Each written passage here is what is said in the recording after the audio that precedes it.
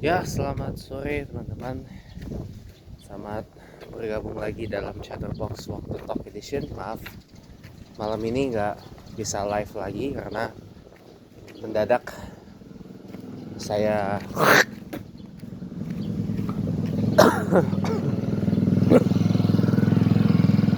terkena flu dan pilek. Jadi malam ini saya mau istirahat, mau tidur malam yang cepat ya, biar saya ini cepat sembuh gitu ya.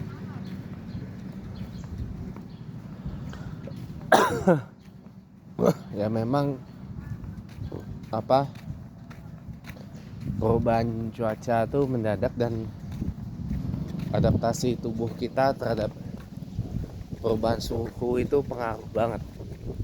Semua tergantung kepada metabolisme dan daya tahan tubuh sih sebenarnya. Gitu. Kebetulan saya semenjak beberapa tahun terakhir kalau malam itu tidur itu nggak pernah lagi nyalain AC.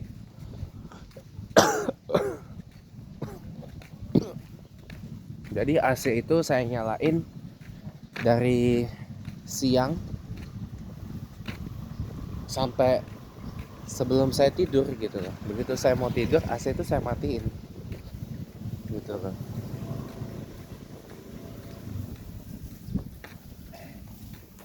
Nah, tadi siang saya kan saya tidur siang tadi sengaja kan. Saya tidur siang, AC-nya lupa saya matiin dan saya baru matiin pas saya benar-benar mau tidur siang. Nah itu penyebabnya penyakit saya kumat lagi. Dan kalaupun tidur pakai AC pun suhunya harus paling minimal ada, paling maksimal itu 20, paling paling minimal itu 25 derajat gitu. Sesuai dengan arahan dari Pak Yusuf Kala ya, mantan wakil presiden, biar hemat energi dan hemat listrik gitu. Nah, tapi sayangnya ya itulah, nggak apa-apa, kita random aja sore ini ya, kita random chat aja sore ini. Saya tuh ingin menyoroti sebenarnya invasi mobil-mobil China atau mobil-mobil Tiongkok ke Indonesia yang masuk ke gelombang 2 sebenarnya. Karena dulu kita pernah dimasuki oleh mobil-mobil China, mobil-mobil Tiongkok ya. Zaman dulu mungkin Anda masih ingat dengan nama Chery QQ yang mengambil basis dari Chevrolet Spark atau Daewoo Matiz kala itu. Ada juga dulu mobil Geely ya, mobil Geely, dan ada truk Foton. Foton dulu pernah masuk ke sini lewat Indomobil, tapi kan kemudian hilang. Baru datang lagi ketika Wuling yang berada dalam satu kerjasama dengan General Motors atau GM itu masuk ke Indonesia. Ada Wuling di pertengahan 2010-an ya, di tahun 2017-an ya. Ada Wuling, ada Dongfeng Sokon yang kemudian berubah nama menjadi Ceres ya, karena tidak lagi dimiliki oleh Dongfeng Automotive Group ya, dibeli sama yang baru lagi ya. Tapi brand DFSK atau DFSK itu kalau kata Om Mobi The Vesek itu masih ada gitu lah, tapi memang pemiliknya sudah baru lagi. Lalu sekarang muncul lagi brand-brand seperti Jetour, Great Wall Motors, Tank. Great Wall Motors yang membawa Tank dan Haval ya. Lalu kemudian ada eh apa Chery comeback lagi dengan membawa brand Omoda ya, yang khusus memang untuk pasar ekspor. Chery, Omoda, kemudian ada Beijing Auto ya, Beijing Auto. Cuma memang yang dibawa ke sini itu adalah Beijing Offroad ya, yang BJ40, BJ60. Nah, itu Beijing Offroad. Kalau mobil Beijing Auto yang biasa itu belum masuk sini ya. Kemudian ada ya itu sih yang saya tahu ya. Itu yang saya tahu dari beberapa mobil-mobil China. Oh iya, ada Ora juga, Great Wall Motors Ora yang juga masuk ke Indonesia. Jadi pokoknya sekarang ini banyak banget invasi mobil-mobil China, mobil-mobil Tiongkok yang ada di Indonesia. Tapi maaf ya, sampai hari ini saya itu entah kenapa nggak tertarik sama mobil-mobil itu, kecuali dengan satu brandnya, yaitu Hongqi. Loh, kan Pak James katanya tadi Bapak nggak tertarik sama mobil-mobil China. Iya, memang. Tapi kok Bapak suka mobil Hongqi? Gini ya, saya secara pribadi menyukai mobil Hongqi itu karena beberapa alasan. Satu, historis ya. Hongqi itu konon katanya dipercaya adalah produsen mobil tertua yang ada di China, yang ada di Tiongkok.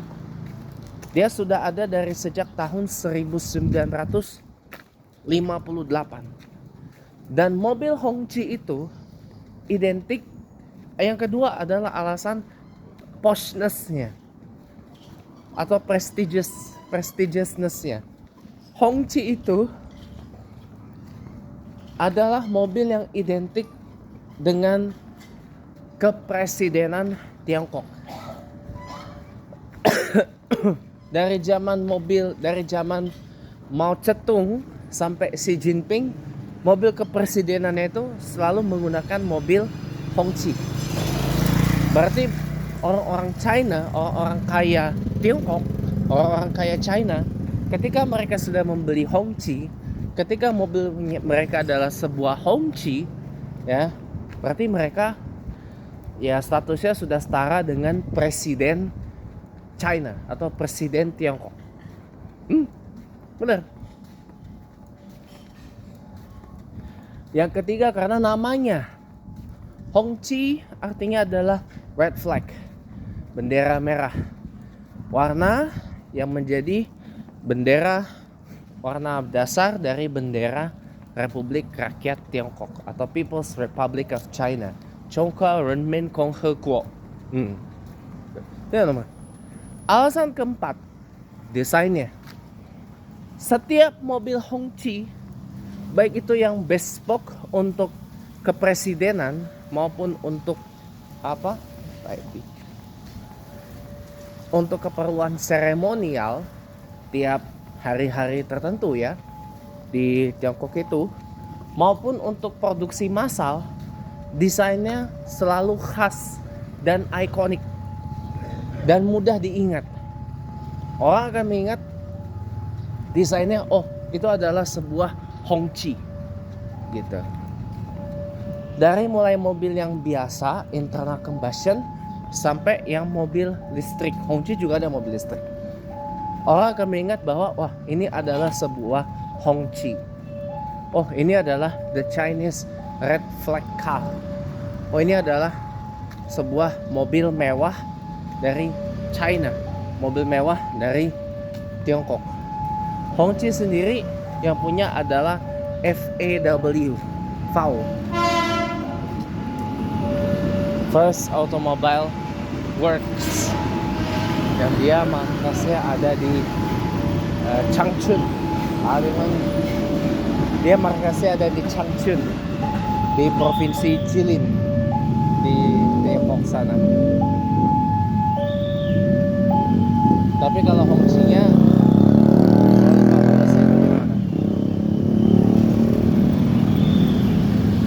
oke, ini agak pusat trafiknya. Iya.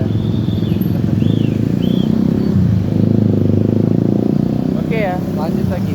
Nah, tapi sayangnya Hongqi itu belum masuk ke Indonesia.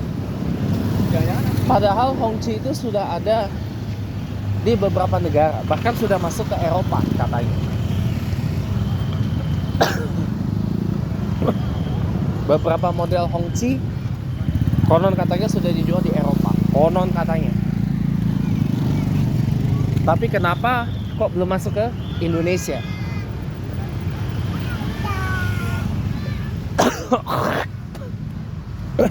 Padahal mobil-mobil Hongqi itu bisa menjadi sebuah alternatif mobil mewah bagi yang bosan dengan mobil-mobil mewah dari Jerman dan juga Lexus di Indonesia. Saya pribadi nggak keberatan kalau seandainya mobil Hongqi itu masuk ke Indonesia, karena build quality-nya mobil Hongqi yang notabene identik dengan Presiden China, Presiden Tiongkok, ya, pasti build quality-nya akan jauh lebih oke dibandingkan mobil-mobil yang ada di FAW atau VW yang lain. Salah satunya Best-Tune. Gitu. Bahkan dibandingkan BYD sekalipun, build quality-nya mobil Hongqi itu masih jauh lebih baik. Masa yang kenapa belum masuk ke Indonesia gitu loh.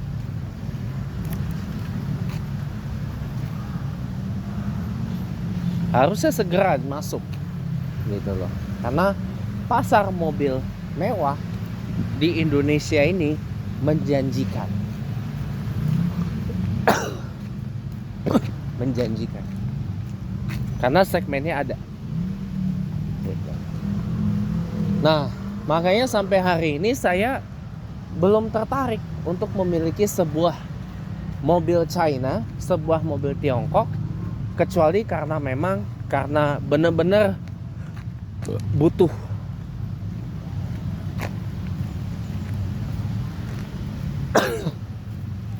Benar-benar butuh dan berguna gitu loh untuk mobilitas saya gitu. Tapi sampai sekarang ini saya belum. Pertama gini, karena pertama merek-merek yang ada di sini itu build quality-nya saya tuh masih ragu. Build quality-nya tuh saya masih ragu, kecuali mungkin beberapa ya, seperti Tank, Beijing Auto yang dulu yang masih ada partnership dengan Mercedes-Benz atau Daimler, kemudian Great Wall Motors yang masih punya partnership dengan beberapa mobil lain, kemudian Wuling yang partnershipnya tidak lain tidak bukan adalah dengan Chevrolet gitu ya, atau General Motors gitu ya, yang notabene durabilitasnya kita acungi jempol ya untuk mobil Chevrolet ya. Tapi selebihnya selain itu saya ragu. Ya ragu aja gitu.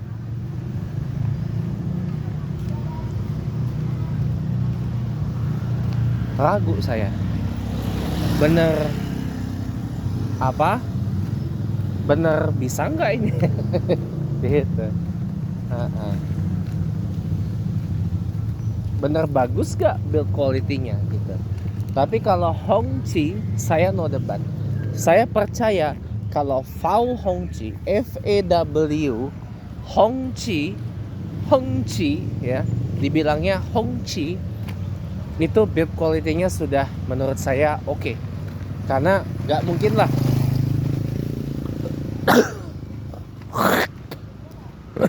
mobil yang identik dengan mobil kenegaraan atau mobil kepresidenan Tiongkok itu dibangun dengan asal-asalan. Pasti every details diperhatiin banget. Detailnya diperhatiin banget.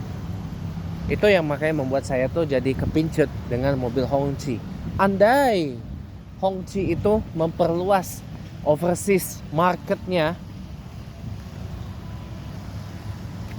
dan bahkan bisa berekspansi gitu ya ke pasar-pasar lain, saya sih jamin akan punya nama Hongqi itu dan bisa menjadi sebuah pilihan alternatif kalau di Eropa terhadap brand-brand mobil mewah yang ada di sana. Audi, Mercedes, Audi, BMW, Mercedes, Jaguar, Land Rover dan sebagainya. Kan bisa jadi pilihan yang menarik gitu. Pilihan yang menarik walaupun harganya sudah pasti tidak akan murah. Ya, saya kasih gambaran aja ya. Saya kasih gambaran Hongqi L5, L5 di China yang baru ganti generasi, yang desainnya atau ukuran mobilnya sekarang sudah seukuran Rolls-Royce Phantom generasi ke-8 yang long wheelbase ya. Phantom 8 long wheelbase itu harganya sudah di atas 12 miliar rupiah.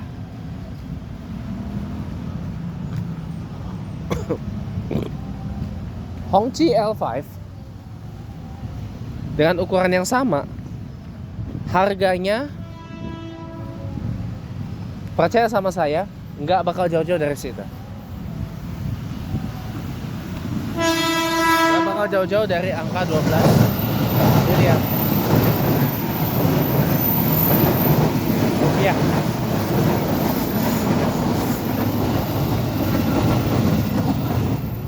Jadi Hongqi itu bukan diposisikan sebagai poor man's ini dan itu. No. Boleh saya kasih contoh? Hongqi LS7 SUV besarnya Hongqi itu sama sekali tidak diposisikan sebagai poor man's Escalade. Bukan. Tidak diposisikan sebagai poor man's Escalade ESV. Harganya bersaing.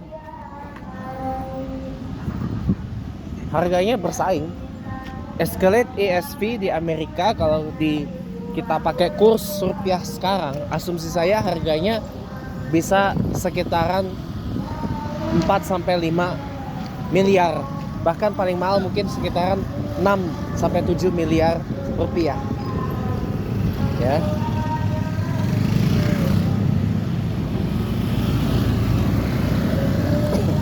LS9 mungkin tidak jauh-jauh dari angka segitu.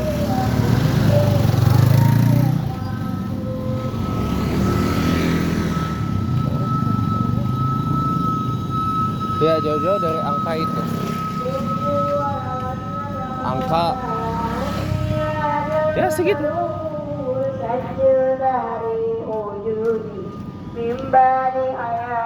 Ini karena lagi ada selawat ya. Sebenarnya bukan selawat itu. Apa? Nasyid, kasidah gitu kan. Kedengaran lagi sampai sini. Gitu. Kedengaran lagi sampai sini gitu. Jadi rasanya kayak nggak enak aja ngomong pas lagi ada kasidah nasyid, apalagi azan ya. Saya kurang elok aja. Jadi kalau untuk sekarang saya kalau untuk mobil China, kecuali karena memang butuh ya, belum gitu, belum. Untuk saat ini belum, tapi mungkin untuk di masa-masa mendatang, ketika saya benar-benar butuh, mungkin itu bisa dipertimbangkan gitu ya. Ya jadi inilah konsekuensi dari uh, kesepakatan perdagangan bebas dengan China, kesepakatan perdagangan bebas dengan Tiongkok yang membuat banyak banget mobil-mobil Tiongkok itu masuk Indonesia. Oh, nggak banyak memang, tapi kalau untuk keadaan sekarang ya banyak gitu loh. Bukan tidak menutup kemungkinan akan lebih banyak lagi yang datang gitu loh.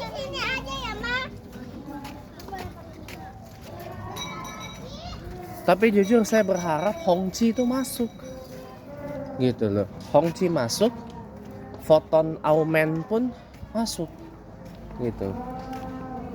Saya mau banget gitu loh melihat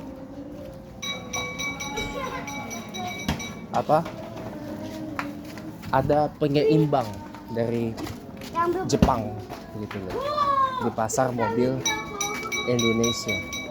Kalau Hyundai Kia kan rasanya terlalu gimana gitu, cuman satu aja kompetitornya dari sesama Asia gitu loh, satu negara, satu grup, dan dua brand dalam satu grup, Hyundai Kia.